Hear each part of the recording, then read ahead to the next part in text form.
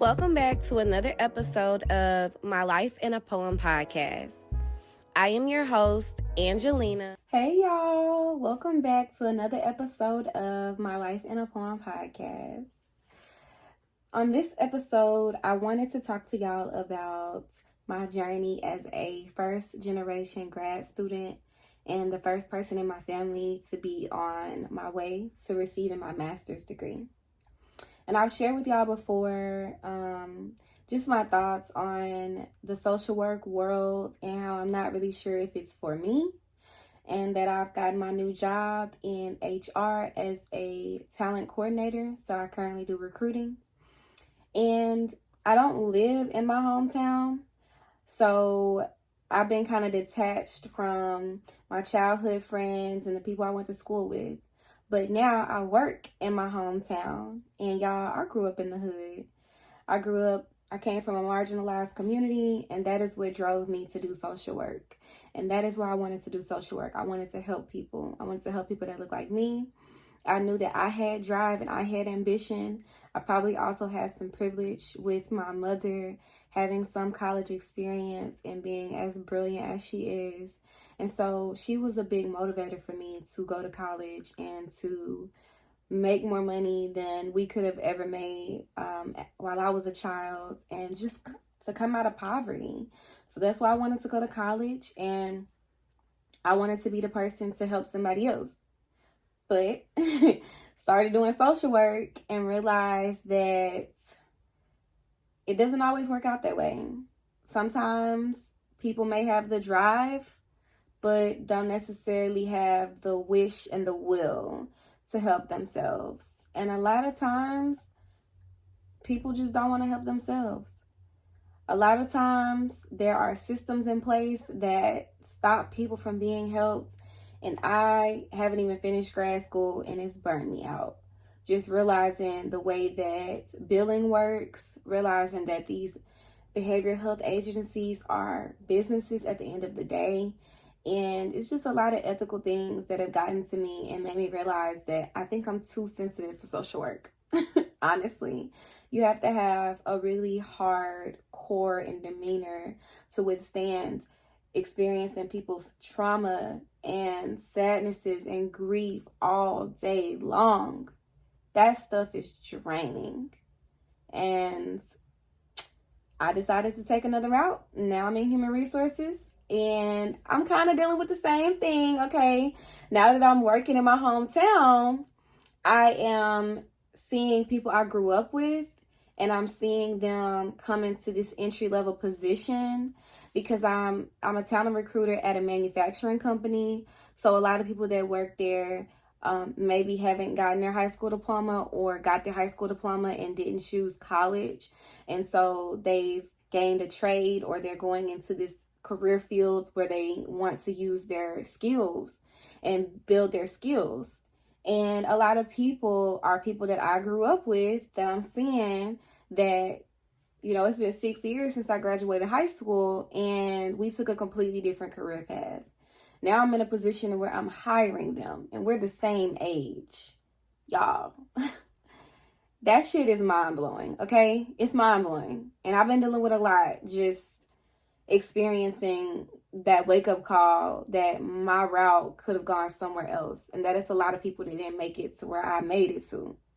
So it made me want to make this episode because I just wanted to share with y'all how I feel about marginalized community, social work, my role right now. And I feel like the best way to start this episode off is to let y'all see and listen to this clip of my favorite poet. Her name is Jasmine Mans, and this is my favorite poem by her. It's called I Know You Didn't Mean to Kill Him. Now, there are a lot of trigger warnings in here, okay? It's the N-word, she cussing, she's raw. She's real raw. So if that's not your kind of thing, then I would fast forward. But I am going to put that clip of that poem in right now. Here we go. Cause they shot that boy in his left eye, let the slide right towards his right eye. He only fly in terms that he just died because the nurse cut right through his polo shirt like, motherfuck your fly. I'm trying to keep you alive. I'm gonna be the one who gotta tell your mother you just died. Went to school, became a nurse to only clean up niggas like you. Scared to have a son cause he gonna look like a nigga like you. And you wanna know why educated motherfuckers don't come back to the hood? Because they sick of explaining niggas like you. Killed your ass, but didn't even leave your Tim boots. You ain't died like a G, nigga, you tremble, but I'm the only one who saw that shit. Is this the price you gonna pay for no snitching? Because it ain't worth it. Monkeys only servants in this circus. And I know you didn't mean to kill him. But sometimes when you mix Hennessy, empty brown boys, and Wheezy, somebody will be made fresh. Jasmine Mans, ooh-wee, it's something so amazing about the way she spits poetry. And if y'all want to go listen to the rest of that video, it's on YouTube, Jasmine Mans, I Know You Didn't Mean to Kill Him. And the thing that she says that stands out to me the most is... Y'all wonder why educated people don't come back to the hood. They tired of explaining niggas like you. And man, like the whole poem is her giving empathy and sympathy to someone who killed her childhood friend. So she's basically saying, like, I understand where you grew up from. I understand where you came from. I understand the code. I understand there was no snitching. I understand the street code that you live by. And she it's just a plethora of things that she does talk about and go through. So I just love it. Like, I love her. I love the dynamic of this. I can say for myself, I've experienced a lot of imposter syndrome. And when I say imposter syndrome, I mean, I don't feel like I should be the gatekeeper of hiring and firing people in the role that I'm in. Like, I'm 24. My coworkers are twice and 3 times my age. So just to be this young and to have so much power in my hands, to be able to give people job positions is mind-blowing. And it's the same type of pressure of being a therapist. So while I'm also in HR, I'm also interning as a social work intern. I am conducting therapy. And I am conducting therapy with clients that are 3 times my age. And that's a lot of stress and just anxiety around, am I the right person for this role? Should I really be here? Because we know what people that are in my position look like. They're white. They're 45 to 65 years old, you know, and the world is changing. Like, it's changing so much. Younger people are really filling these roles.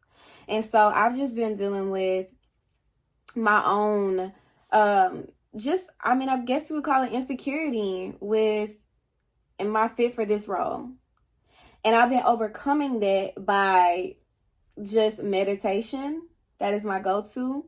Meditating on what it's like to be a provider. So I listen to Insight Timer, and I listen to this one meditation, and it's this Black woman who's leading it. It's a guided meditation.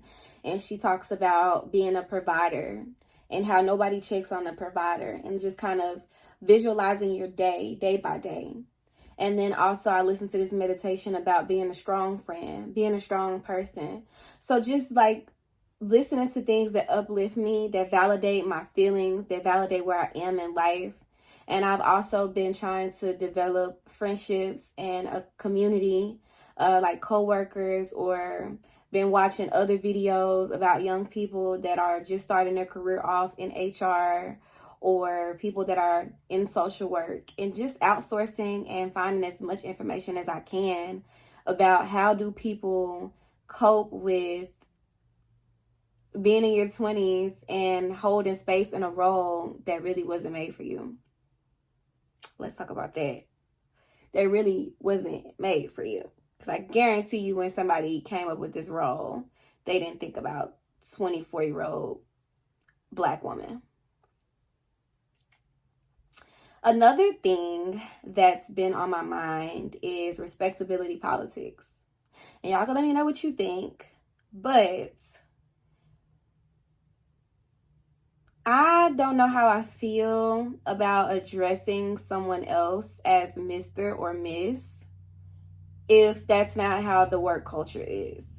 So me growing up in the South, being Black, being female, I have been conditioned from a young age to talk to my elders, anybody older than me, right? Anybody old enough to be my mother, to call them Miss and to say ma'am. Well, I'm from the South. When I interned up north, when I did things up north, that was offensive. They didn't want to be called ma'am. They didn't want to be called miss. It was first name basis. And to call someone ma'am or miss was seen as disrespectful, and you were calling them old. Well, in the South, if you don't do that, you're being disrespectful. So it's just kind of been mind-boggling because I've been kind of navigating that space of talking to older white people and deciding if I want to call them ma'am or sir. And I've honestly pushed more towards not doing it. I look at other people in the same roles as me because, like I said, I'm one of the youngest people in my roles. I look at the people that are in the same roles as me, and if they're not calling this specific person ma'am and saying sir and saying miss and mister, I'm not doing it either. Because honestly, yes, it's a respect thing when we're talking about Black culture for sure. But at the same time, when you do that in the workplace and let's say I'm talking to someone who is 3 times my age, so they're 60 something, and nobody else, people that are like in their 30s and 40s are not calling this person sir or ma'am or miss or mister, I don't do it either, because doing that in a workplace, it kind of puts this idea of hierarchy. So like, I'm inferior to you, or my age is even a factor. And I feel like in the workplace, age should not be a factor. Experience should be a factor. Because I'm getting a master's and I'm in HR. I have classmates that are 3 times my age doing the same thing. There are people that were looking for the same position that I'm doing the same thing. There are people that I'm hiring that are a lot older than me. And so I have taken a lot of pride and confidence with these roles, and I've been asserting myself as a professional. And a lot of times that does not come with sir and ma'am and miss and mister in front of somebody's name that I work with. It just doesn't. And I would like to know what y'all think. Please comment below. Let me know if you call your professional coworkers that are older than you sir, ma'am, miss, and mister. I would really like to know. I would say that like in a grocery store, or like if I'm out or I'm even helping a client that calls me ma'am or calls me miss, I will definitely call them ma'am or miss. I give what is given back to me. I do not find any of those terms to mean respect. Somebody can call you ma'am and they can say miss, whatever, and disrespect you in the same sentence. I do not associate those terms with respect, but I would love to hear what y'all think. Tell me what you think. I feel like if I'm being respectful to you and I'm talking to you like a human being, I'm respecting your authority if you are an authority figure, and I say your name or I address you the way you introduce yourself to me. Somebody says, hey, my name is Steve. Okay. Hey, Steve. Like, you're Steve. If it's Mr. Steve, okay, hey, Mr. Steve. I will respect what someone would like to be called, but my default is whatever they tell me their name is. And that's just where I am. I definitely noticed that it's a down south thing. It's a cultural thing. And nobody has told me that they view how I address them as disrespectful. I'm also not I'm not disrespectful at all. So, but I do get disrespected though. That's what's so interesting. And I'm not called miss and ma'am and, you know, but I get disrespected too. So, hey, I would really like to know what y'all think about those respectability politics in the workplace. And I just wanted to share with y'all that poem. I want to share with y'all my thoughts, what I'm doing right now, where I am in my career, because I am getting a master's in social work, but I'm in an entry-level HR position at the moment. So, hey, I graduate here soon. I would love to do an episode where I show y'all my graduation photos. And I will definitely be coming out with another poem. So, I will see y'all in another episode of My Life in a Poem podcast. Bye.